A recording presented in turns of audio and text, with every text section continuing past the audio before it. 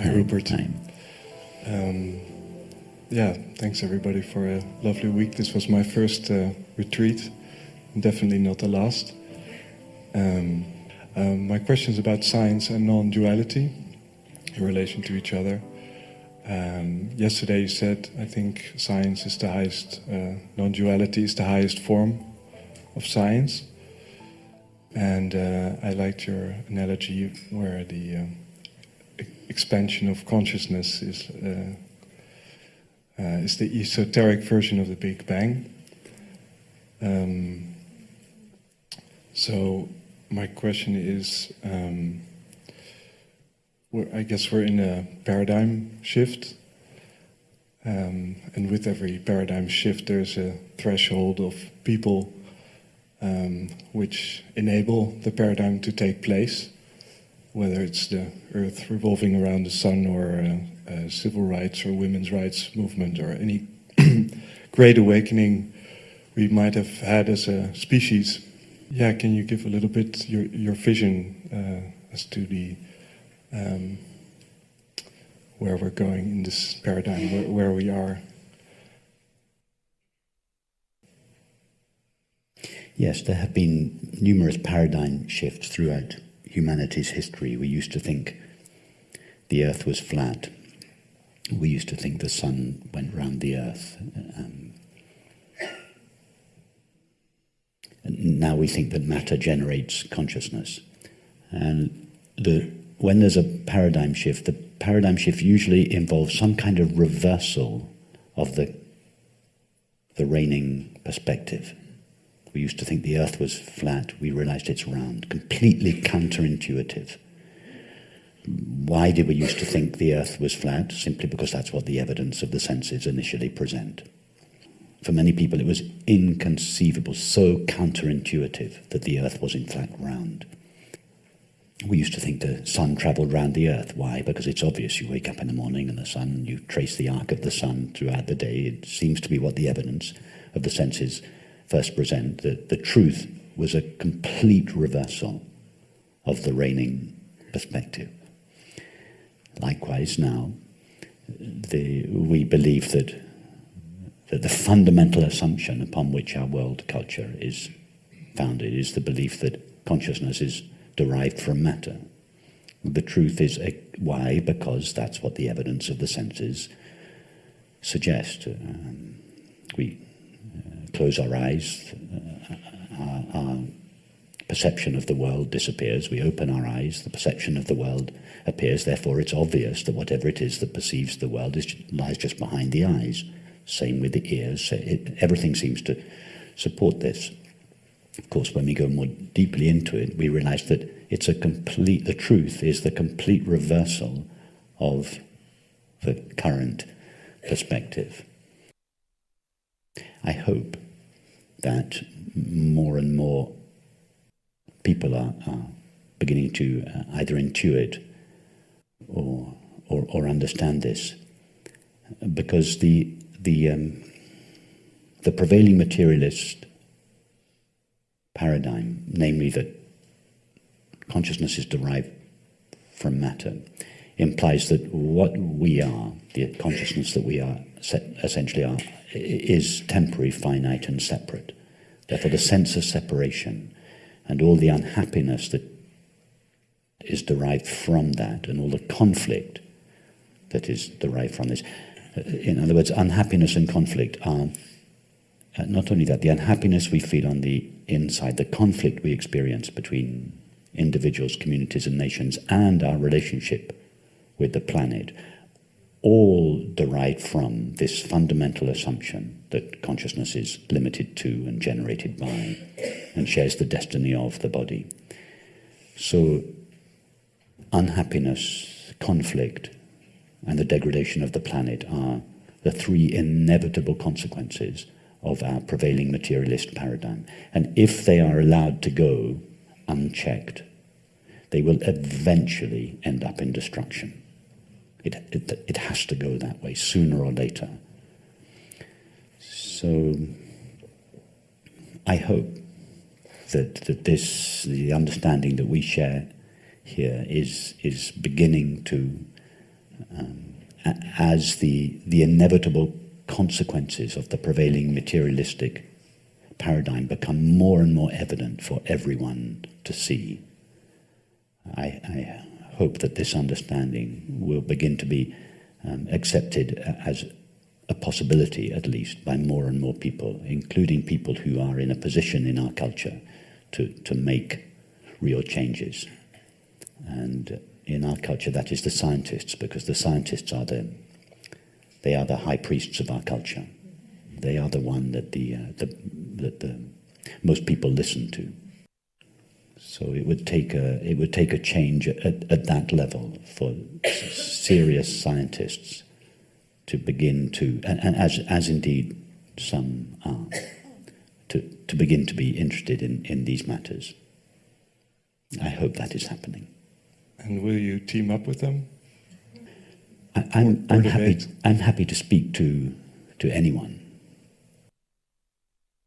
Yes, if a scientist was interested in having this conversation with me, I would be more than happy to do so. As indeed I have done. The Science and Non-Duality Conference, I meet quite a few scientists, and there are some scientists that come to these meetings. So yes, I'm more than happy to speak to anyone.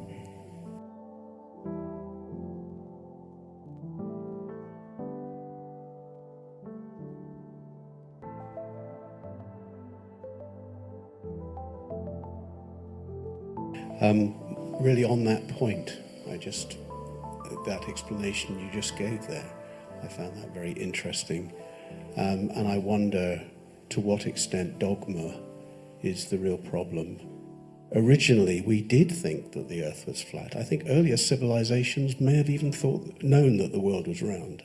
But that's what we humans project. We have to be at a fixed point, which is where we are. We have to sort of see the world around us. And it would seem though the problem seemed to start when the church then took that and said, yes, it's heresy to say that, the world is anything but flat. And I'm wondering if there's a certain dogmatism now that we're beginning to see in science as well, which is resistance to ideas that you are putting forward. You're absolutely right. There is a resistance in science. I don't really think that it's these ideas that are problematic to many scientists. I think it is because many of these scientists are highly intelligent people who are well capable of understanding what we speak of here. So it's not the ideas themselves. I think in many cases it's the fact that scientists have invested their identity in their ideas, and therefore a challenge to their ideas is really a challenge to their fundamental identity.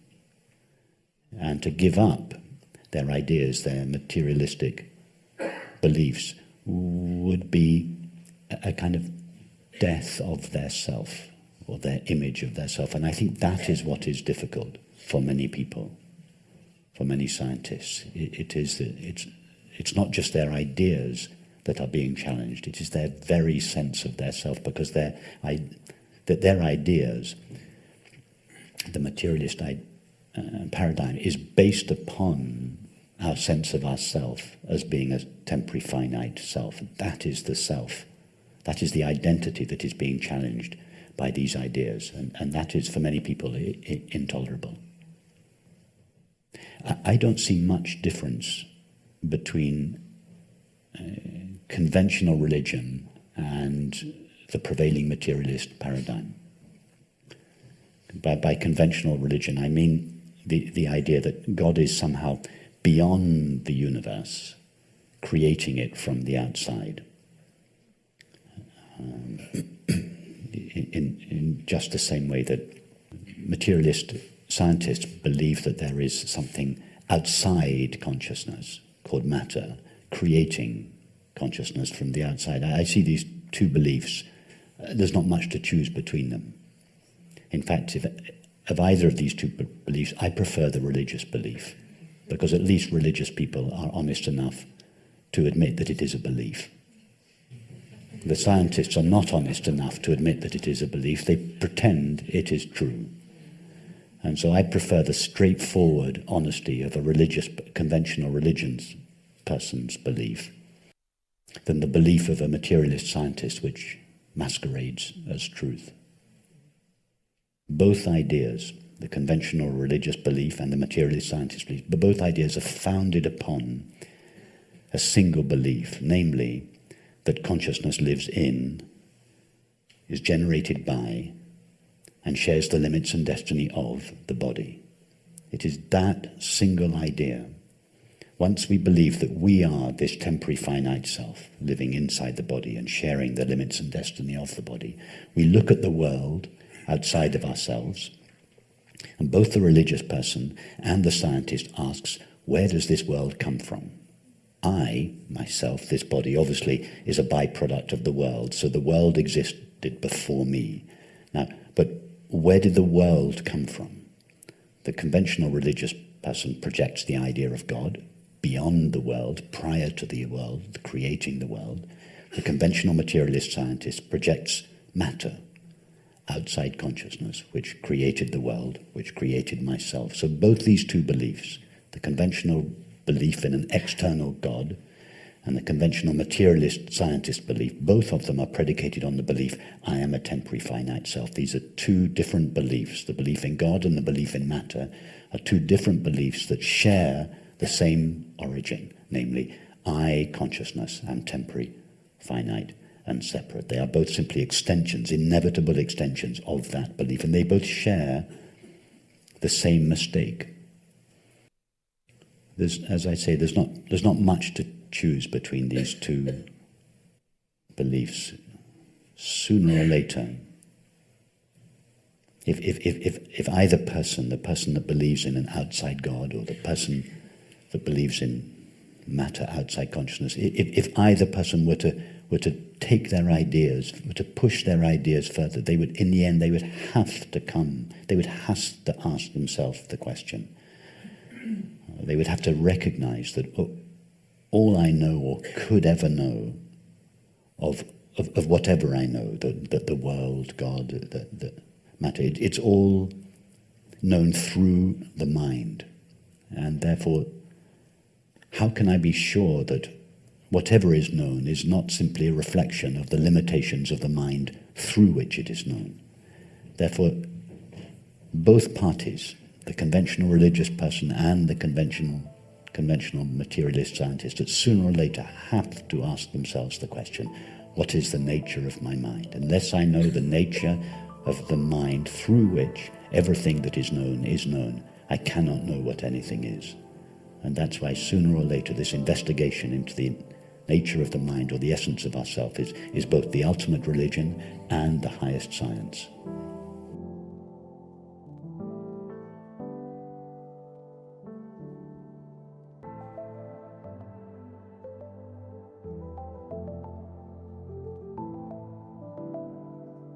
It is possible to be very specific about what consciousness is. So let me try now.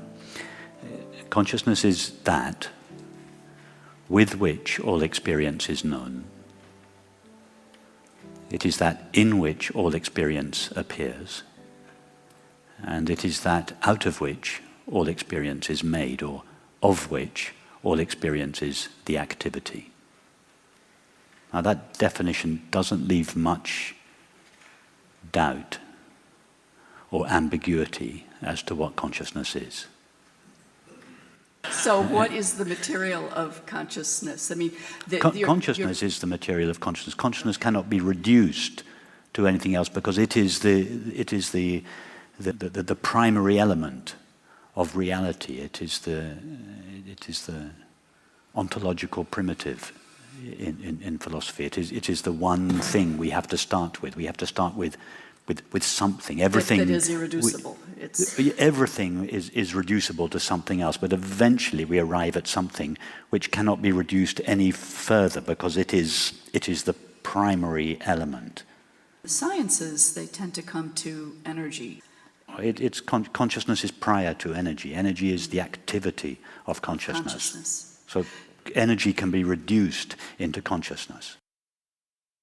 I just want to say one thing, not that you've asked about it, but you triggered the thought, because you said you were a material scientist. What I just wanted to be sure, which is sometimes misunderstood, and I'm sometimes a little disparaging about materialist scientists, I don't mean to imply, but by presenting this model, I don't mean to imply that all of contemporary or materialist science is invalid. It's not at all. It's all valid. Material science is an investigation, materialist science is an investigation of the world as it is known from the perspective of the separate subject of experience. From the perspective of the separate subject of experience, the world does seem to be made out of matter. So that science is an exploration of the relationship between the ego or separate subject of experience and reality, and its laws and its definitions and its theories and its practices work at that level. I'm not suggesting they don't work. All I'm doing is putting them in a broader context. In other words, I'm upgrading the laws of physics and suggesting that they are laws of mind. The laws of physics are not laws that govern the way matter behaves. I'm suggesting that the laws of physics are really laws that govern the way consciousness unfolds as mind. In a way, I'm upgrading it and giving it a new interpretation that is consistent with the consciousness-only model. It's a new context, a new... It's a new context, yes. It's a bigger context that has much greater explanatory power than the current materialist model. So much of what is experienced on a daily basis by everybody cannot be explained under the prevailing materialist model. Love, peace, happiness, intuition, empathy, extrasensory perception. I mean, there are near-death experiences. There are so many experiences. Materialist science simply has to dismiss, ignore, or refute in some way because it doesn't fit into their very limited model of reality. The model of reality I'm suggesting is simply much larger. The materialist science fits within that model, but this much larger model can explain all these other elements of our experience that materialist science cannot. So we would say that materialist science is sort of a special case of more general... A special case that holds true in relation to a certain segment of experience. Yes, yes.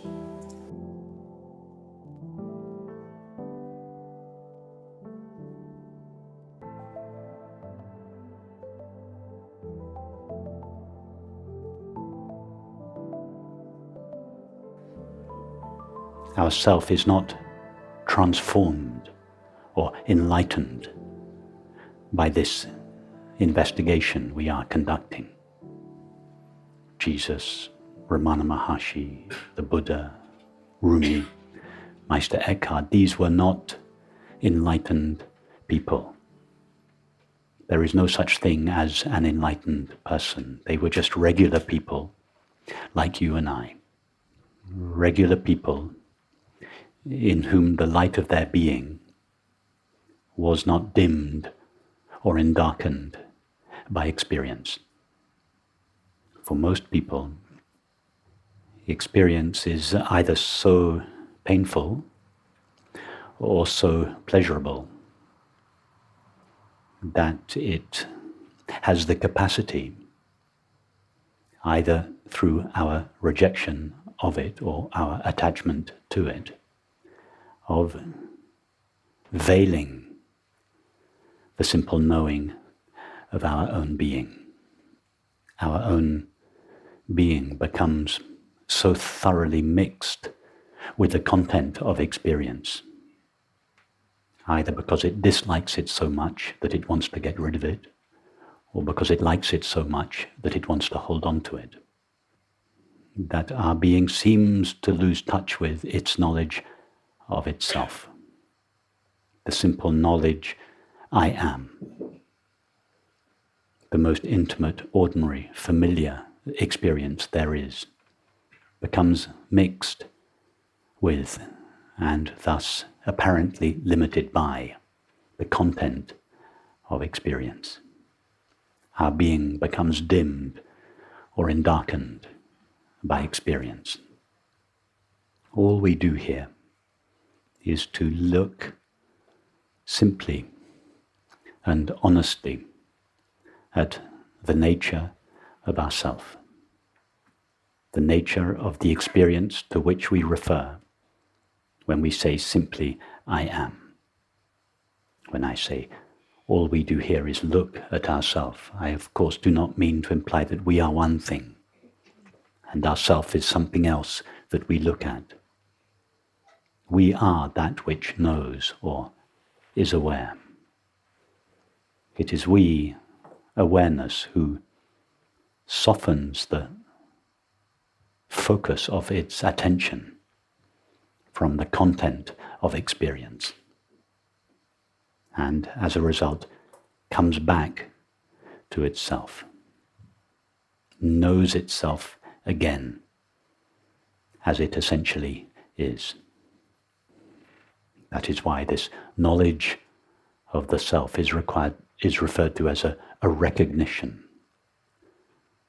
a knowing again of something that is in fact always known, but is not clearly known. Very occasionally, this recognition of our essential, irreducible self or being takes place unsolicited and with such clarity that we never again return to the belief or feeling of being a temporary, finite self, located within and limited to the body. But in the vast majority of cases, this recognition of our essential, irreducible self or being takes place as a series of glimpses, of brief recognitions, only to be eclipsed again by the drama of experience. But each time this recognition takes place, the capacity of experience to veil or obscure it is diminished. And in time, we begin to find ourselves more and more established in and as our true nature. And as a result, its innate peace becomes available to us, first of all, in the background of experience, and in time, it pervades the foreground of experience. So what we do here is to make this experiential investigation into our essential self or true nature, recognize the nature of ourself, become established in and as that recognition,